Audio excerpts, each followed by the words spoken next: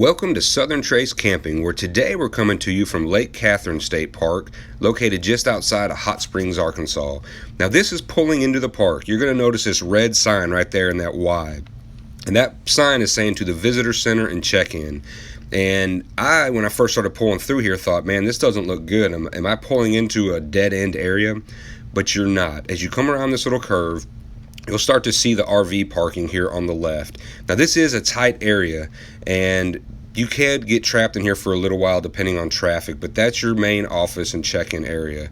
And you come on straight here and you're going to take this sharp left. I'm just kind of showing you the building there.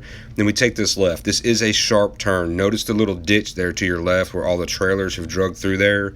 They really need to fix that, because that's obviously not good for your tires. But just take it slow and swing wide and you should be fine.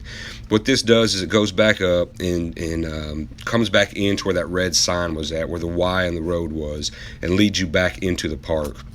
Now my job is to try to share with you the best information that I can about the park without sharing too much. I want you to go to the park and experience a lot of the fun stuff for yourself, but I also want you to go and have a good time with your family and pick out some of the best sites. And we're going to jump to the map, and I'm going to show you what I think are some of the best sites. So this is a drive-through of Camping Loop A, and all of the sites on the right are your odd numbers. That's 1, 3, 5, 7, 9, and 11, and the ones on the left are 2, 4, 6, 8, 10, and 12. All of these sites are great sites. You can kind of see the lake back there to the left. If you're on the even number side, you'll probably have a little bit better view of the lake. That might be a little more obstructed in the spring and summer when you have leaves on the trees, but you should still be able to see the lake, and these are really good sites. Most of them are level. You shouldn't really have any problems through here. Pretty much all the campsites are good. I do have a few that I'll list when we go over the map that are not very good, but we'll go over that in a second. This just basically drives straight through to what I'm going to call the cut-through road that also leads to the trailhead. You go down this hill, now you're kind of getting to see part of Camping Loop C. There's a stop sign there, and that's the cut-through road, and then we'll talk about that here on the map in a second. So we're going to take a right into Camping Loop B. Camping Loop B was set up mainly for smaller trailers. There are a few sites in there where you could fit a bigger trailer, but these are water and electric only. So keep that in mind. I would prefer Camping Loop A or Camping Loop C because they're just for bigger rigs and they have full hookups. But this just kind of gives you a visual of what Camping Loop B looks like, and it crosses into Camping Loop A here in just a second. A few things about this park that you might want to know. If you have AT&T, it has good cell service, it has good water pressure, good TV stations. You're able to pick those up on your antenna. The one thing that's odd that I've run into at several Arkansas parks is that your sewer connection is at the very back of the campsite. So keep that in mind whenever you're positioning your trailer to make sure you have enough sewer hose. That's one problem we ran into. We didn't have enough sewer hose. Down here you can start to see we start crossing over into Camping Loop A, which you'll notice because there'll be a very large RV on your left, and that's pretty much where Camping Loop A starts. And I wouldn't necessarily say that the best sites are all backed up to the water. You'll notice on the right there's a couple sites that have walls, like a two-sided wall, which really gives you quite a bit of privacy from any of your neighbors because you're kind of backed up into a hole where you can still look out and see the lake. And I'll go over those site numbers here in just a minute when we go over the map. I am in the open range that's up here on the left, and it was site 58, and it was a horrible site.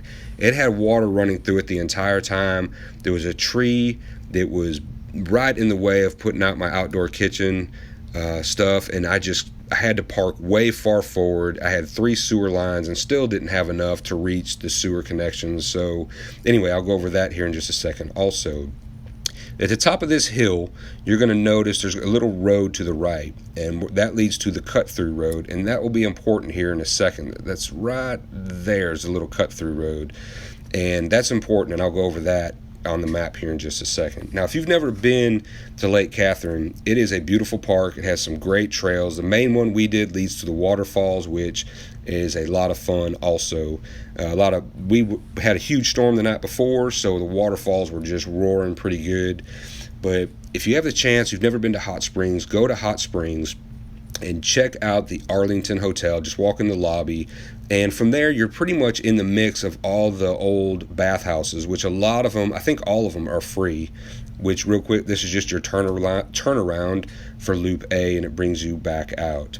While you're in Hot Springs, you might check out the Oak Lawn Horse Track. It's free. You can watch horses race, but you'll have to check to see what time the races start. I'd never been to one. It was a lot of fun. We had a good time spending an afternoon there. Now we're going to jump over to the map where I can kind of show you a little bit more in detail about how the park is laid out. Alright guys, so this is a map of the park. It's pretty self-explanatory. You come in like this on the main highway. This is your main check-in loop that we went through earlier. You come back out. The first road on your left will be your day use area. It has a picnic tables, playgrounds, pavilions, restrooms, just your standard day use area. Your first road on the right is Camping Loop A, which we drove through, and it comes down to that stop sign here on the cut-through road. This is called the cut-through road because you use it as a cut-through to get to your camping sites basically from 52 all the way to 36. You come down, you take the whole loop around there, and right here at 57, between sites 57 and 55, you cut through and you turn this way to be able to back into these sites.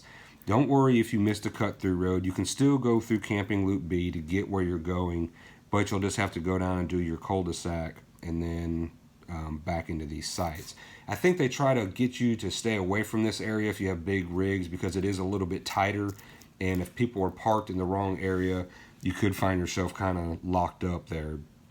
You know, the best sites, I think earlier I said I was in site 58. That is incorrect. It was site 48 that I believe was probably the worst site in the entire park.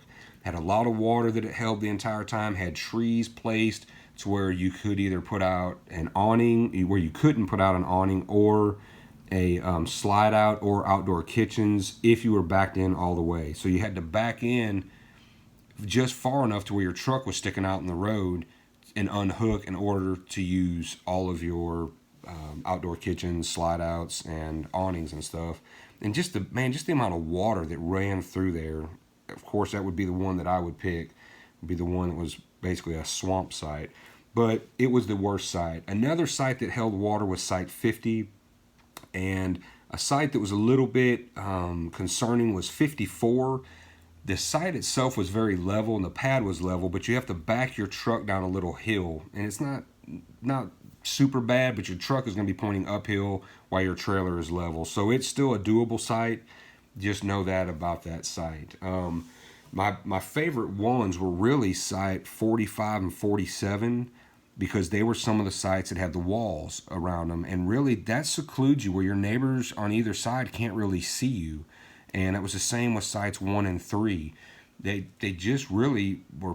I never would have thought I liked sites like that, but one of our friends was in site 47, and it was actually pretty cool. We sat around their campsite more than any other because of those walls and the privacy that it gave you. So anyway, that was sites 45, 47, 1, and 3 that have the walls. I highly recommend those. But like I say, all these sites are actually pretty good except for 48. My job is to try to share information with you to help you better plan your trips. I don't want to share a ton because I want you to get out there and experience this park and enjoy it with your families. If there's anything I missed, please put a note down below for other people that it might help them better plan their trips. I plan on doing reviews on all the places that we visit and putting them on my Facebook page and my YouTube page, Southern Trace Camping. So if you like this information, just please like and subscribe. That way you can see any new parks that we go to. But as always, guys, get out there with your families, have fun, be safe, and God bless.